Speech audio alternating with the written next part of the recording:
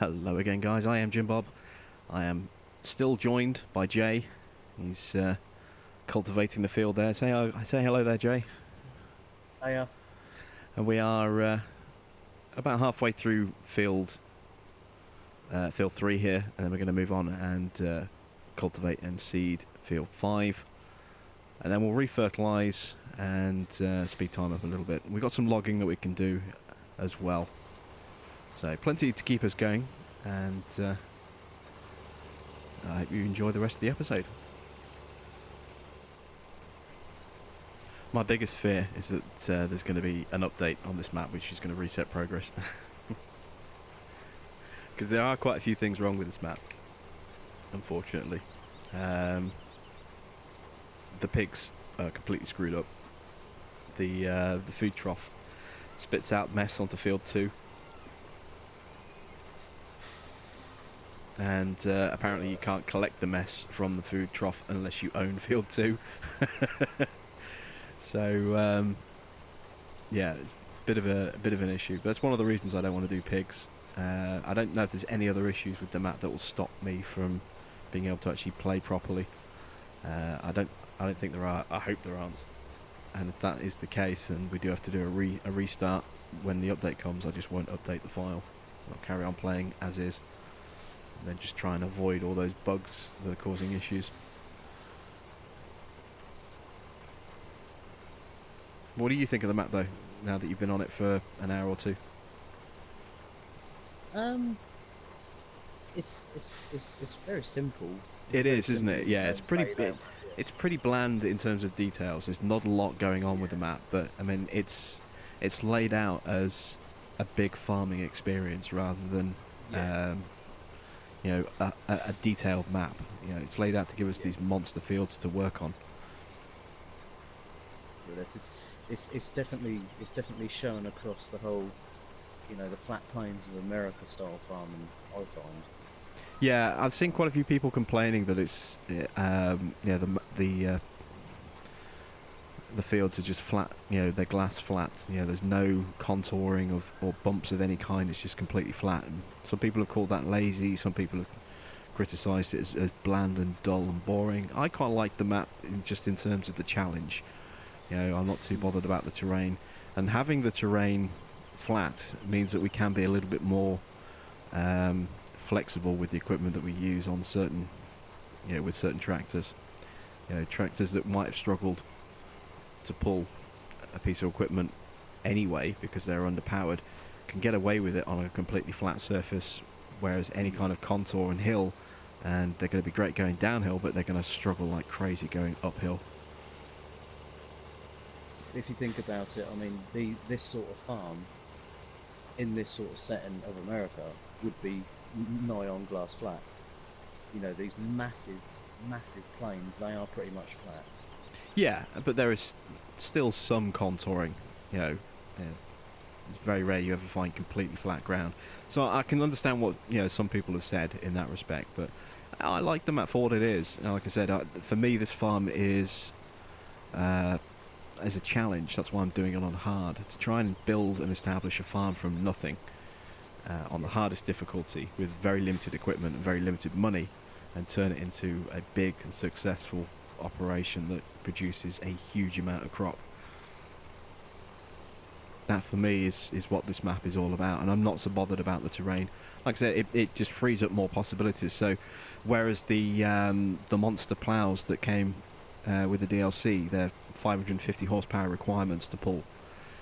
These big buds have only got 500 horsepower, but they'll pull it, and they'll pull it at only 1 or 2 mile an hour drop in operating speed, down from 9 to about 7. Whereas if this map was like Westbridge and hilly as anything, lots of gradients going up and across and sideways, and they would really struggle. There would be points where they would slow down to 4, 3, even maybe 2 miles an hour. They would really struggle. We don't have to worry about that. Likewise, your cultivator, that's a 500 horsepower requirement, so it matches up to the engine perfectly. But you put gradients on this, and all of a sudden that cultivator starts to slow down anytime it hits a hill, and if it hits a steep hill, it comes to an absolute crawl.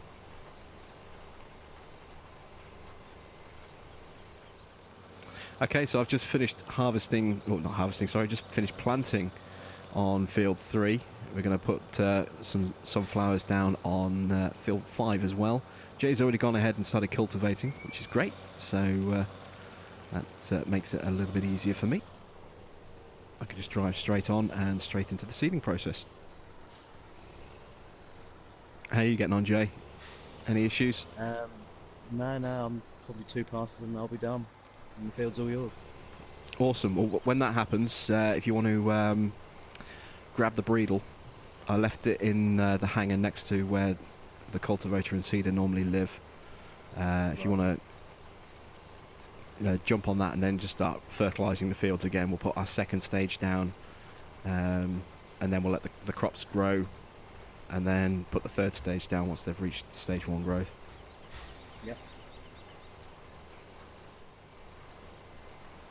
I think you'll really love this peaceful piano playlist. I mean, this is a pretty relaxing game anyway, but that makes it so much more relaxing to just listen to that playlist while you're harvesting or fertilising or cultivating, whatever. It certainly hasn't got the same feel as Call of Duty, Jay, has it? No, very much so. Running around like a nutcase. Yeah. Very, very placid and just go with it, especially at 10 miles an hour. It's very chilled out. Mm.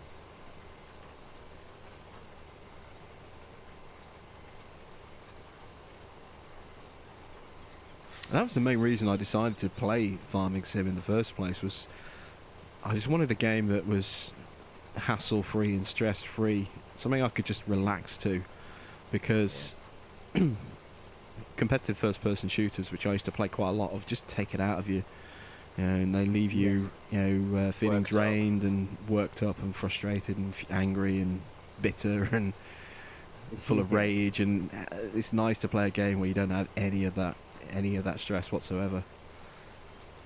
The only time I have got rage with FS17 is when something's glitched or something like that, and you've done a massive job and it's just gone completely Pete Tong. Oh, I've had issues in the past where I've lost like three or 4 hours worth of work when the game's just suddenly crashed for no reason. I'm like, no! Blue screen of doom pops up and that's it. Boom, wiped out all your progress. And I'm like, no! And then I turn the game off in frustration. It's time to play something else. I'm gonna sulk and watch Netflix. I think everyone's done that though. Well, no, I certainly have.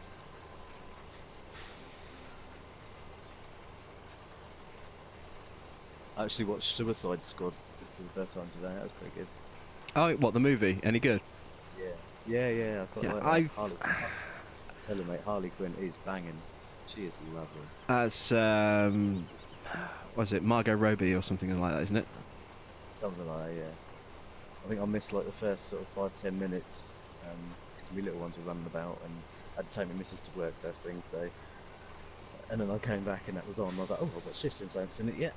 And it turned out to be pretty cool. Will Smith is in it as well.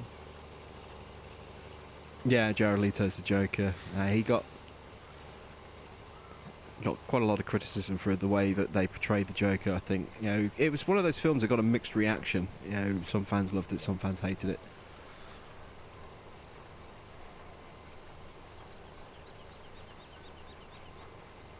I mean, he didn't. I don't think he done that bad a job at playing the Joker. I honestly don't think. I honestly don't think it was Heath Ledger style. It was nowhere near Heath Ledger style. But oh well, no. I mean, Heath's performance is just in a class of its own. That was just phenomenal. How he played the Joker was just phenomenal. But at the same time, I think it was, the producers and all the other people to do with the film wanted him to play it differently to what, they wouldn't want him to play it the same as he did. So, I think they had a big part to play in that as well. Well, it was based off the graphic novel, so it was a different style of Joker because it was written differently, in the comics.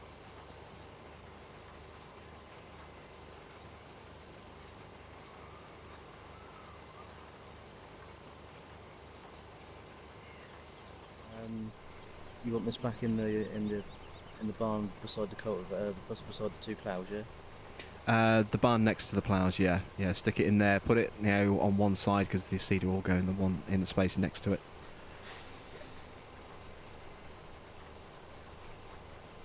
I've almost finished, actually. I'm just on the last pass now.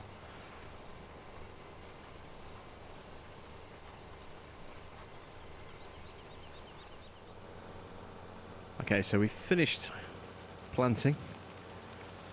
Bringing the seeder back to the farm. Jay is already spreading fertiliser down for us on field 3.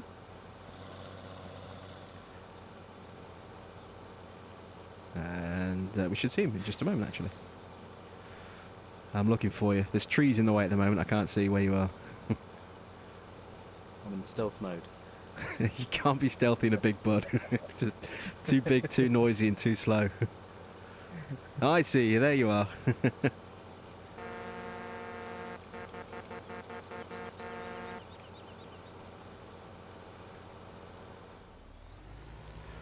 Okay, so we are now back up by the sawmill, ready to do some logging to close out the episode. Jay has been fervently working away with the fertiliser. He's almost done. You're going to clean that off and drop it away when you're done, yeah? Yeah, sure. Awesome. And then we shall process some logs, try and make a bit of extra cash. Some of these logs we can probably just pick up and carry, to be honest. It does seem a bit of a waste of time to use this trailer. We could easily just cut these logs up and carry them. So I think what we might do is do that. When you get yourself up here, we'll just start chainsawing the logs and carrying them to the lumber mill. Yeah. Throw them in the mill pond or the log box around the corner.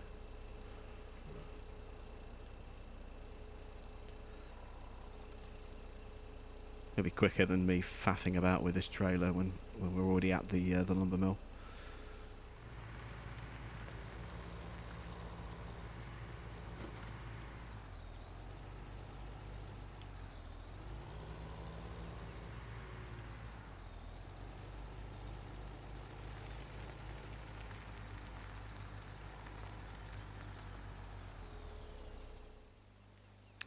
So I think what would be a good idea, because these logs aren't really making us any money, would be to chip them and then just stash some wood chips. The price for wood chips at the moment is pitifully low. It's like $109 per 1,000 litres. And there's our sell point. But I'm thinking if we were to put a big pile of wood chips just here, that would work as a storage point, and then we can just conveyor those across to the tip point. So let's buy some equipment. Let's go the forestry equipment. We want the gents wood chipper. That's a good one to have. There we go. We'll buy one of those, and we're going to need some conveyor belts as well. So we're going to need one of those,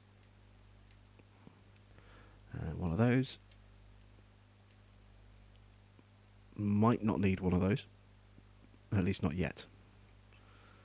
Where are you up to at the moment, Jay? Are you back at the farm? Yeah, I've just finished fertilising. I'll just give it a quick wash down. Did you want me to meet you at the shop? Yeah, I'm going to come and jump into the other big bud, and we'll convoy our way down to the farm, to the shop, and we'll pick up the equipment. So, quickest way to the shop is to turn left and then go up to the top and then come back across. Although we could actually, is this field? I think this field's cultivated. We could be cheeky. Let's be cheeky. Let's cut across the field. So there's a little bridge coming up just here. Yep. We'll cut our way across the field there.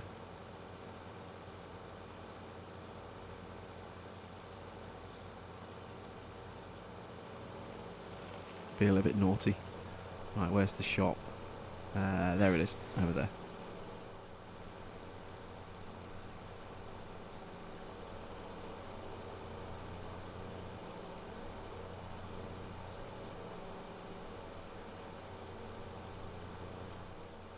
This is where our equipment's going to be waiting for us. We've got a a couple of conveyor belts and a wood chipper, and we're going to be taking them up to our left, and then along the top to the wood chips area. So if you want to grab one of those conveyor belts.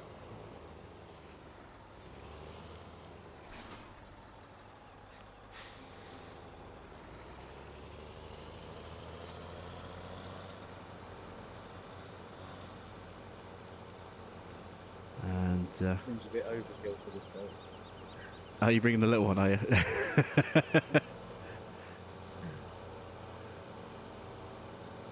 Alright.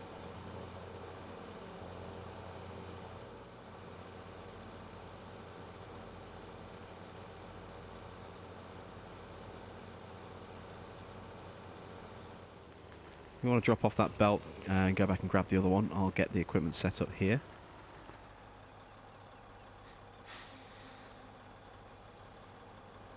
And we'll start chipping. Alright, so that's the chipper kind of set up in the right place. Let's unfold.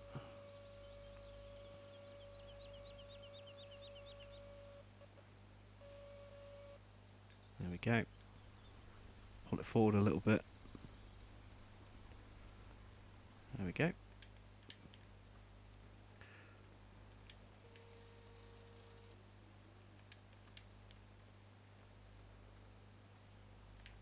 Just waiting on you with the other belt now, and then we can start dumping a nice pile of wood chips. So I'm going to start chopping up some logs while I'm waiting for you to come back. That will be easy enough for just to pick up and throw into the chipper.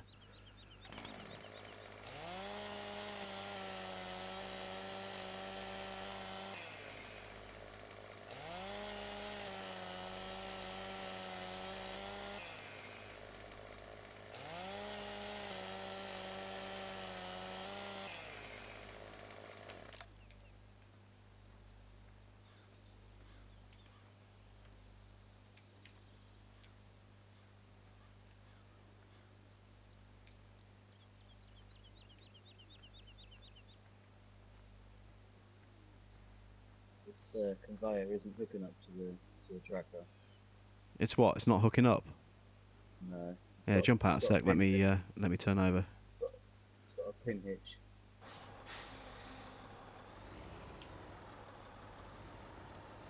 Oh crap. Has the truck got a back attacher? Yeah, I think it does actually. Let me go check. Yes, it does. Good call on that. I hadn't even thought of that. I'll bring the truck down. Okay, so the big bud didn't work, and neither did the truck.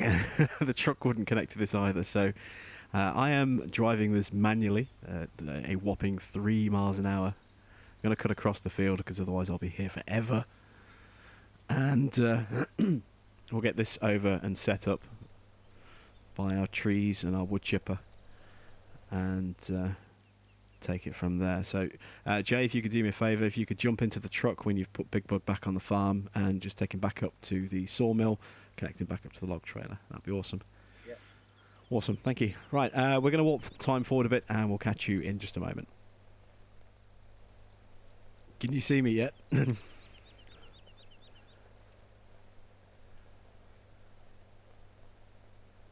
Not yet. He might be behind that tree. I'm still on the field. I'm about centre of the field, not too far from the top. You get a bit of height advantage. Yeah, I can see now. I think I can just about make out where the other conveyor is. I'm heading in that rough direction. Yeah. Can you see me or? I possibly. It's really hard to tell if that's you or something else. I'm flashing me flashlight, but I don't know if you can see that, can you? No. Try running around a little bit. I'll go jump on. Oh, now I see it. Yeah, now I just saw you just run between the trees. Yeah, I was looking at something completely different. It wasn't you.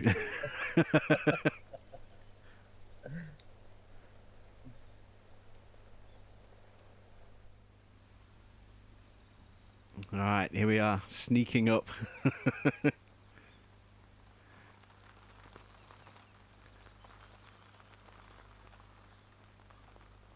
Need some ominous Jaws type music.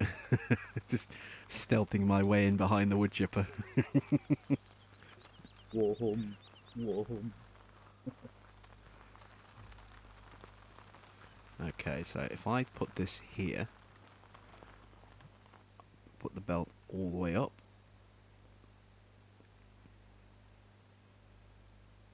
and stretch it out a bit. Let's pull that forward a bit. This is going to make a really nice area to store wood chips. There we go. Beautiful. So I need to put the help window back on so I can see the degree controls.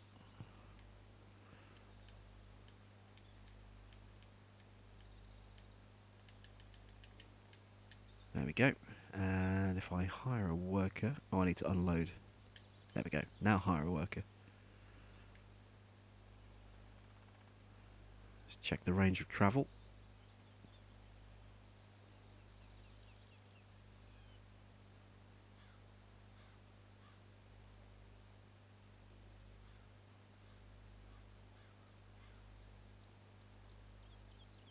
Oh, he's going really slowly. There we go. This is the problem sometimes when you have... I don't know why it's not perfectly flat ground. It might be the ground response mod that's causing him to move slowly over this gravel ground. He should be moving faster than that. Alright, so let's jump out of the vehicle. Let's get the other belt in place.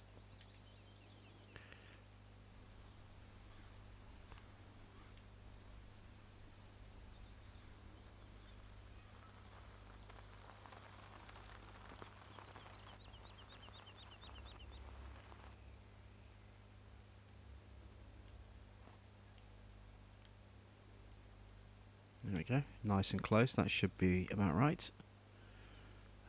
Turn off engine, jump out. I need to reposition this now. To about there, that should do it.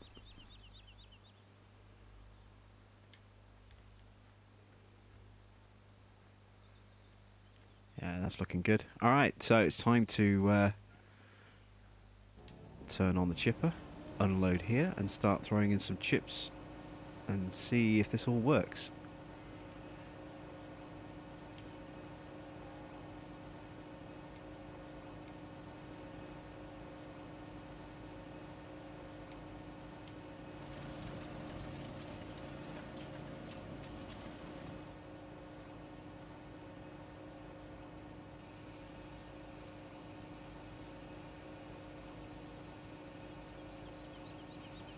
Beautiful. There we go.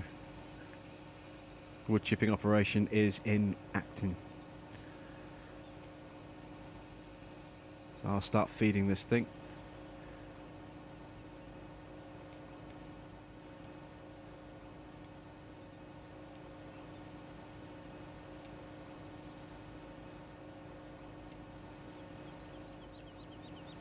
How are we doing on logs? I've got all from the entrance. Ah, yeah. I'm just trying to make them so they're not too heavy.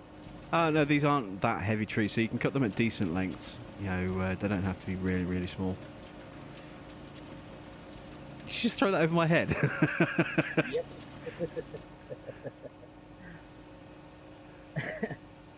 Don't worry, I noticed you had your... Got my safety hat on. Just got to check that hard hat works. Clunk. Yep, yeah. It's okay. He's still alive. I can pick it up. It's not too heavy to bump round the head with. Because these logs aren't that heavy, you know, the physics on them are terrible. So the slightest little thing can send them bouncing all over the place. But yeah, the price for these is terrible at the moment, but stockpiling these now will give us a really nice bit of money to play about with later on when the price goes up, and we can just convey them straight into the sell point. Always nice to have something as a bit of a reserve. Yeah, well, that's exactly what we're doing. I mean, it's like less, it's like 100 and something, 109, 110 for a ton of wood chips at the moment, which is pathetic. At that price, they're worse off than the logs.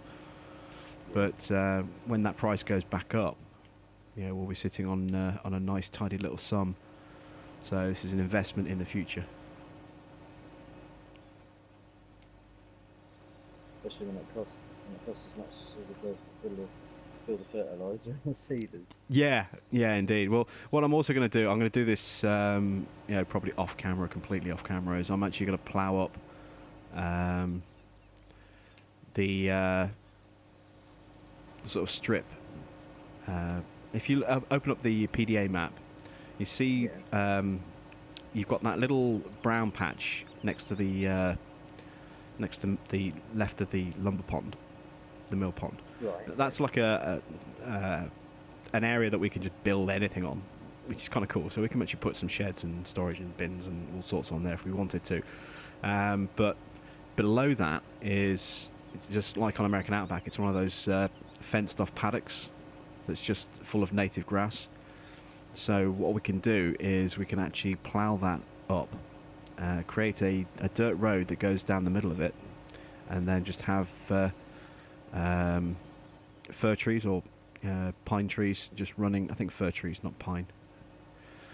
Just have fir trees either side of that dirt road and build a little logging area in there of fully grown, full-sized trees that a scorpion could just go in there and munch up nicely. Because they'll be worth a lot more as logs and wood chips than these trees, because they're going to be much bigger and much thicker. Yeah, but didn't you say that was the reset field as well? No, that's the one that's above the biogas plant. That's a really big, wide area, which would be great as a kind of a field. But because it's got the reset point on, I don't want to put crops on it. I don't want to run the risk of accidentally having to reset something and damaging a load of crops to do it. So I'll turn that into a workable grass field, I think, so that when we do actually move into animals, we've got a nice area of grass that we can use a weeder on and triple up on fertilising it. Yeah, it definitely makes sense, that. Just building a nice little log pile over here by the side of the wood chipper.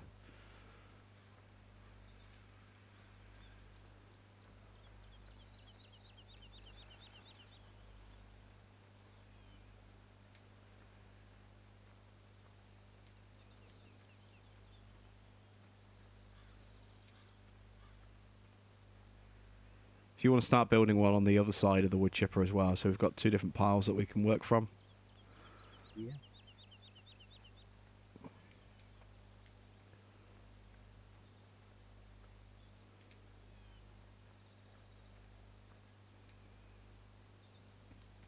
Yeah, about that would be perfect, yeah.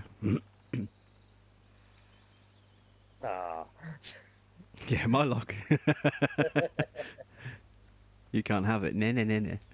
This one's too heavy. You need to cut this one in half. I knew there was one around here somewhere. No, you can come across a bit more than that. About halfway along. It should be fine. About where I'm stood. Oh, yeah, that'll do, yeah.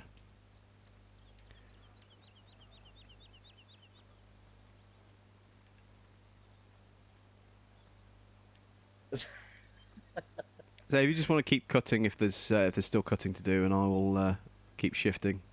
I think I've done it all. Oh, okay. We'll just grab them and stack them here like this then. So that there might be the occasional one that come up as too heavy, but I actually think I might have missed this one. There's one here. This tree hasn't been cut. There's one in front of me. Right, that's all behind. That's everything behind me then, I think. Christ, how far did you go? Right, that one is uncut. Yeah, that one's cut. This one here is too heavy. Right, us everything to the left hand side of us then on the cut up. I've literally just gone along and tried to pick what I can up. If I can't pick it up, I need to cut it. So everything with like got a dog leg kink in it in how it's laying. Oh yeah, I see. Yeah. I've got to change the setting on my TV. That's just warning me of going in that idle mode. Don't want that while I'm playing.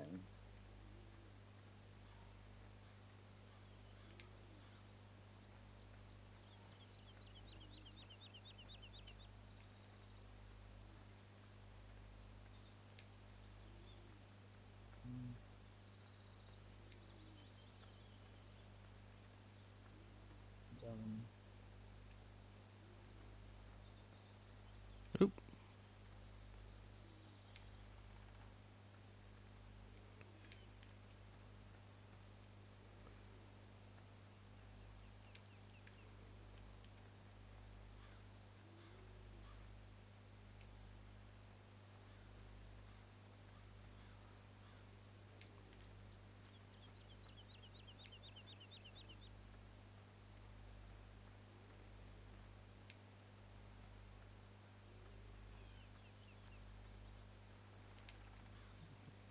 Yeah, if we've got two piles like this, then it means we can both get stuff thrown into the wood chipper.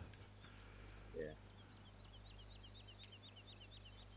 Stop stealing each other's logs as well. Well, they're all my logs. It's my farm. Alright then. Alright, I'll let you have that one. That one. You let me have all of them, mate. They're my logs. Yeah, be careful, I'll start cutting them into foot long pieces. I'll make you carry them.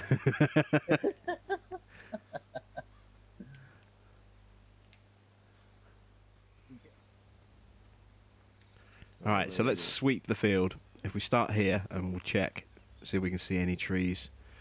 And if we do, then we know where we need to grab them from.